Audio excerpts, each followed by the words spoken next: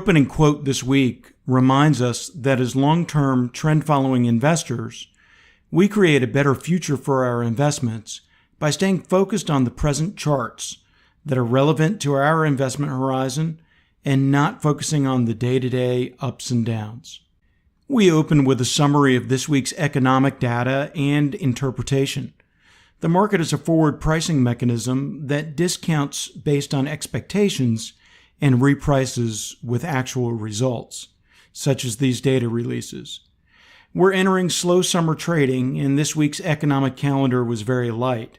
This deprived the market of opportunities to reprice based on positive data. We'll review some of the nuance around interpretation rather than going through each of these items in detail. Starting with the first line for the National Association of Homebuilders Index, this is a sentiment indicator, and it is still in very positive territory. But the decline reflects concerns over tariffs on lumber, increasing wage costs, and rising rates. Rates and tariffs are the main overhangs in the market and in many of the data releases this week. Housing starts were at an 11-year high, and not surprisingly, with concerns we just mentioned, after filling the pipeline so heavily, new permits showed a drop for the second month in a row. Strong economic growth continues to drive job creation and demand for oil. Continuing claims rose, but we pay more attention to the smoothed 4-month average of claims, which continued to fall. The economy is generating tremendous job growth and leading to record low unemployment. The colors being used at right are stoplight colors, which don't give you much fine resolution, so yellow does deserve some commentary. The last two releases reflect hesitation of businesses weighing the trade environment, but they're still strong. We're going to look at the leading economic indicators in more detail after our weekend review. Overall, the fundamentals for strong economic growth are still in place. Now we'll look at our weekend review, where we take a look at the headlines and how they move the market. On Monday, stocks fell on follow-through from Trump's announcement of tariffs on Chinese goods the prior week and Chinese retaliation. The news got worse on Tuesday as Trump responded with $200 billion of new tariffs in response to the Chinese retaliation. On Wednesday, the market rose slightly in the absence of additional bad news. And on Thursday, market participants decided to fade Wednesday's slight increase and drove the Dow down 200 points while it was already on an 8-day losing streak. On Friday, the markets were buoyed by news that OPEC came to an agreement to increase production, but the increase was not as large as some had feared. In keeping with the global trade war theme, the early gains were offset by a tweet from Trump threatening a 20% tariff on cars from the EU that led to a sell-off late in the session. Despite all of these headlines, for the week the SPY was only down 0.86%, and as you can see with the statistics on the lower right, we're still up for the month and the year. Now we'll switch gears and start looking at indicators and charts to answer the question, has the global trade war killed the bull market? On this slide, we're going to look at what the leading and coincident indicators are telling us about the probability of recession. These indicators work by identifying downturns from peaks in the business cycle. Looking at the last 7 recessions going back to 1969, a downturn in these indicators has occurred 15 to 2 months in advance of a recession. The average recession warning lead time from these indicators was 7 months. As part of our model, we take this data and we transform the raw score into a smoothed momentum indicator. We've all thrown a ball straight up into the air. We know that the momentum is highest when you throw it, and we've all seen that its speed starts slowing well before it reaches the peak, where the ball seems to hang for a moment in midair and then falls back toward us. Since this series doesn't move in a straight line, a smoothed average of the rate of change shows us if we're turning down from a peak. You can see that through the end of 2017, the smoothed rate of change was going up. Let's see how it looks through May 31st. As you can see, we're not turning down from a peak, which would be an indicator of near-term recession. Looking at the LEI and CEI series separately, the leading economic indicators in blue fall below the coincident economic indicators in orange in advance of recession. Again, we see white space between the series and no signs of crossing over at this time. The ratio of LEI and CEI is also predictive of recessions, when it peaks and rolls over. We can see that the ratio is moderating. We also saw this a couple of times during 2017, as you can see on the chart. Moderating is not the same as a discernible turn down from a peak. Again, despite the current concerns over global trade, we do not see recession indicators flashing red. We create and post this dashboard on our Twitter account on the day of release. You can find our Twitter handle here in the lower left-hand corner of your screen. If you don't have a Twitter account, you can always Google our Twitter handle @CaliberCap and see our latest research. Let's look at what a daily chart can tell us about whether the bull market is ending due to global trade war concerns.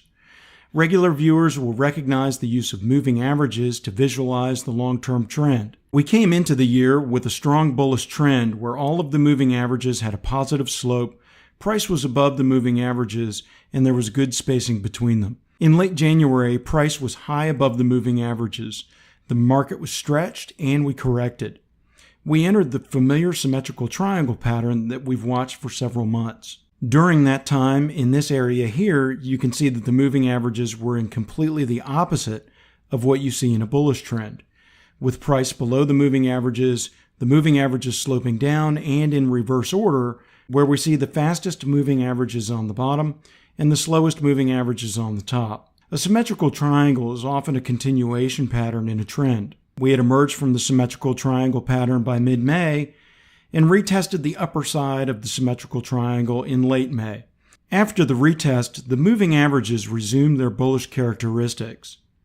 There are a few other clues on this chart as well. RSI in the upper panel was rising while price was correcting. RSI cleared the center line, retested it, and this time did not quite reach the center line before turning up again. This is a sign of an increase in strength. In the bottom panel, Williams %R didn't reach the oversold line before turning back up, which is a stronger profile than what we saw twice during the symmetrical triangle pattern. The weekly chart shows the same moving averages calculated over a longer time period. We're still trading in a range following the correction that began in late January. For the bull trend to continue, we'll clear the late January highs and make a higher high. Currently, we're making higher lows and challenging the March high. Using Fibonacci retracements from the January high to the February lows, the 78.6% retracement can be thought of as providing overhead resistance, and the 61.8% retracement is currently providing support. Again, we see RSI is rising, although it is pulling back a bit right now. MACD had a recent bullish cross, and we would like to see the red and black lines continue to rise and the distance between them widen out. And last, Williams %R is still in bullish overbought territory. This monthly chart of the S&P index is our last chart and was prompted by a Twitter post being circulated that a floor trader remarked that the market felt like it did in 1999, right before the 2000 dot-com bubble popped. Trading feelings versus trading facts on the charts usually results in poor investment outcomes. We usually save monthly charts for month end, but this goes to the very heart of our evidence-based investment strategy. Let's look at how things measure versus how they feel. This chart may look complicated, but it's not. There are three things that we can observe that happened before the 2000 dot-com bubble, the 2008 housing crisis, and the correction of late 2015 to early 2016. A bearish cross of the KST indicator shown in the bottom panel, where the black line crosses below red, the 5-period moving average in blue crossing below the 10-period moving average in red, and RSI declines and approaches the center line. All three of these factors occurred together before each bubble collapsed. If you're worried it feels like 1999 before the bubble burst, let's measure. Looking at late 1999, we have a bearish cross in place in KST, where the black line is below the red line. We have a 5 MA cross below the 10 MA, and we have RSI declining toward the center line. These are indisputable facts that we can see on the chart. These facts become more meaningful in terms of probable outcomes if we see the same facts happening again before the next bubble burst. So let's look at late 2007 before the crash. We have a bearish cross in KST, We have the 5MA dropping below the 10, and we have RSI declining toward the center line. Fast forwarding to the correction of 2015 through 2016, all three of the items on our checklist happened again. We can clearly see that if these items appear all together, there's a higher probability of bad things happening. No one set of indicators is perfect. For example, a cloudy sky does not guarantee rain, but clouds are associated with a higher probability of rain. You can see in 1998, we got a signal that wasn't as strong and reversed. If these indicators are strongly associated with adverse investment outcomes, then would the reverse of these signals be associated with recoveries? KST lags the moving average crossover more so on the recovery side. So let's keep that in mind as we answer the question. The dot-com recovery of 2003 is marked by a reverse of the signals, as was the recovery from the 2008 housing crisis. And bringing us closer to present day, in November of 2016, we get all three bullish signals together. Looking at the present day, none of the three items from our bubble checklist are present. Could that change? Just like the weather, it could change at any time. But usually we see signs, and there are seasons. The volatile 5-period moving average is showing slight downward movement from the correction that began in January. But as those data points roll off, the moving average will regain positive slope. RSI remains in bullish, oversold territory, and in KST, the black line is above the red line. We don't have to know exactly what is going to happen in the future. And we seldom make profitable investment decisions by worrying about what may or might happen. The global trade war presents a clear danger to the market, but the bull is still intact. Our job is to read the message of the markets on the charts that we have in front of us. Our job is to stay focused on the probability of the long-term trend continuing, to manage risk, and to invest in sectors that offer the potential of outperforming the S&P.